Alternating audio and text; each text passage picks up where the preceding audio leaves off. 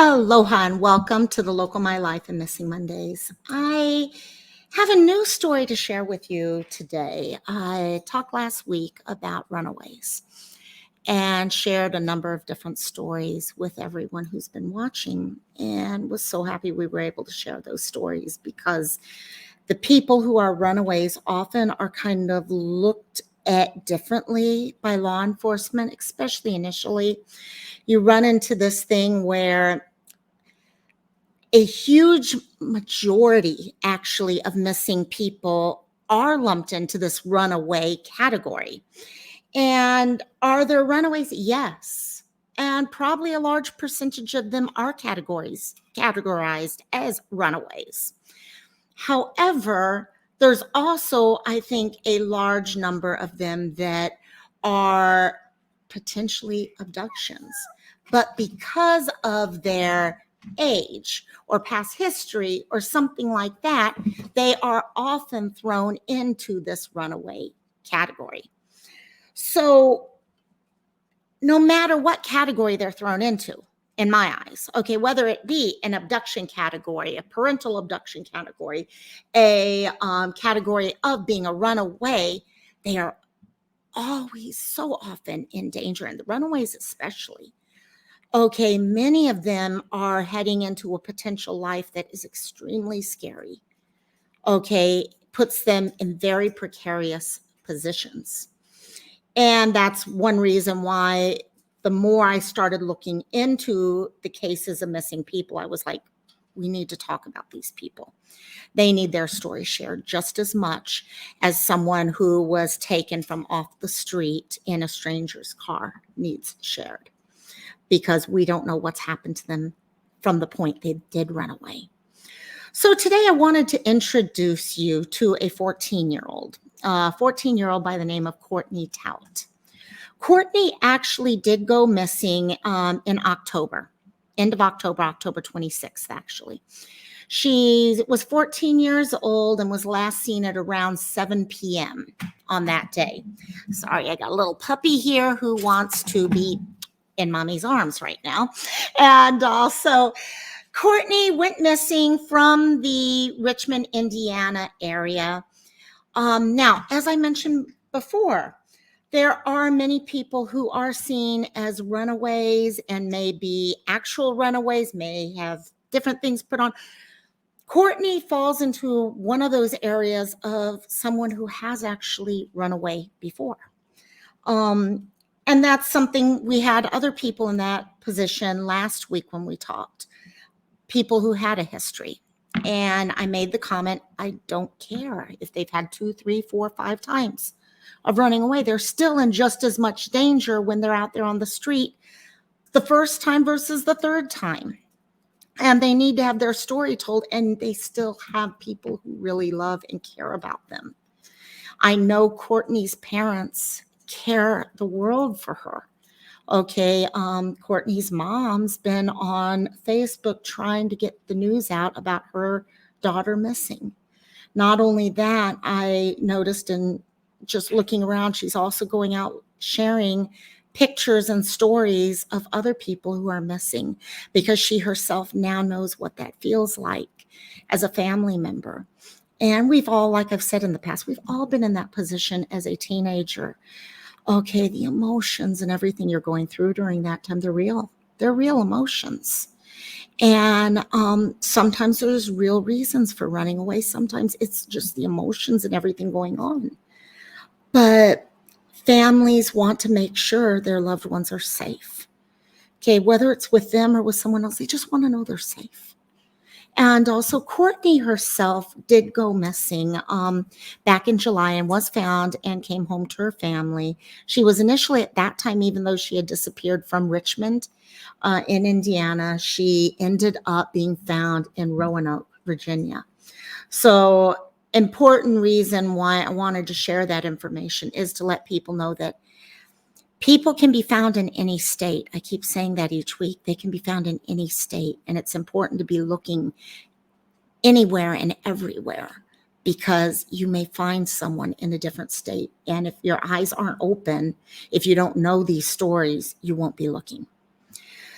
So Why did I make the decision today to talk about Courtney? There's so many other people out there also. So many people. Actually, every week it's like so many I want to share their stories about. This morning, actually, the state of Indiana put out a silver alert for Courtney. Now, we all know about our Amber Alerts, okay? Amber Alerts going out. And one of the things that many of us are talking about is the Amber Alert system needs to be revamped. There's so many times that even in full force stranger abductions, you do not have an Amber Alert go out because maybe there's no vehicle, maybe no one's, all these other things. So the Silver Alert is actually one of the things that people have put out in hopes of being able to get people's faces out there to be seen. So today, a couple things actually with the Silver Alerts. Silver Alert, first of all, at least with Indiana, you have to have someone who is shown as endangered adult or child who is missing, or someone who is potentially missing with medical issues and things like that. So endangered or a missing person with medical issues.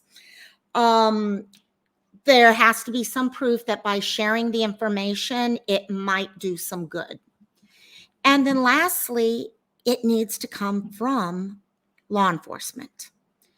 Any person cannot just ask, oh, I want a silver alert on my child or something. No, this has to come through law enforcement. So when you're seeing something like this, you know you are getting information from someone who is truly concerned. So this morning, okay, they actually, December 6th, they put out a silver alert for Courtney.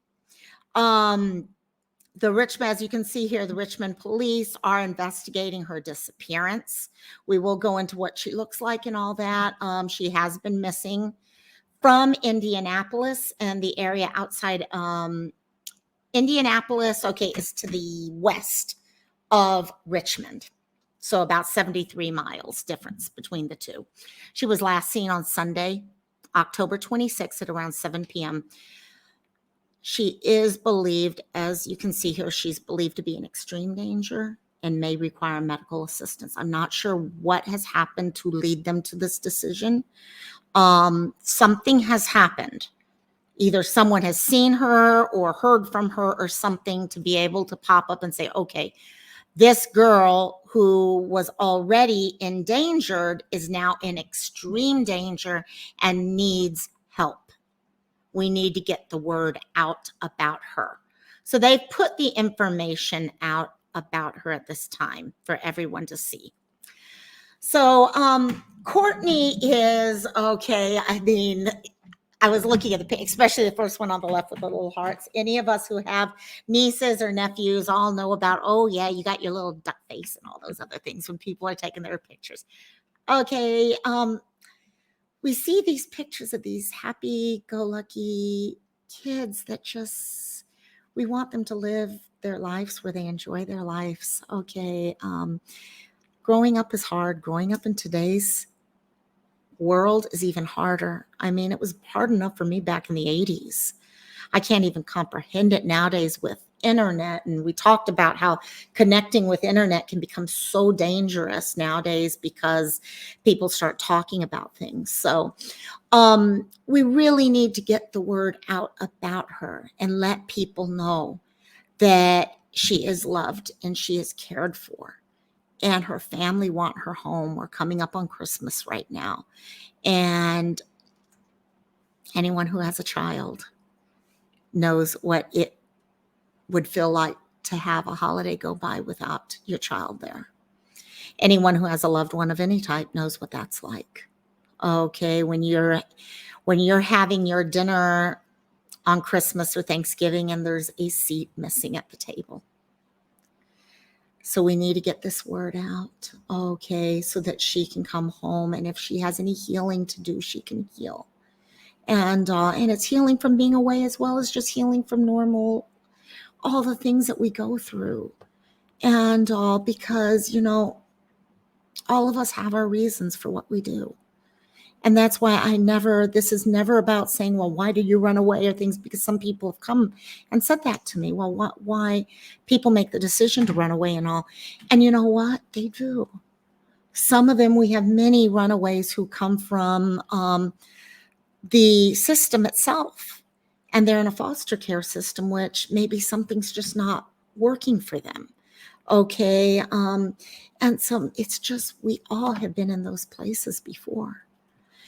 And as we get older, I remember when I was younger, I'd hear people talking about developing skills as we get older and all, and I'd laugh in their face actually, or well, maybe not outwardly, but inwardly I was laughing in their face.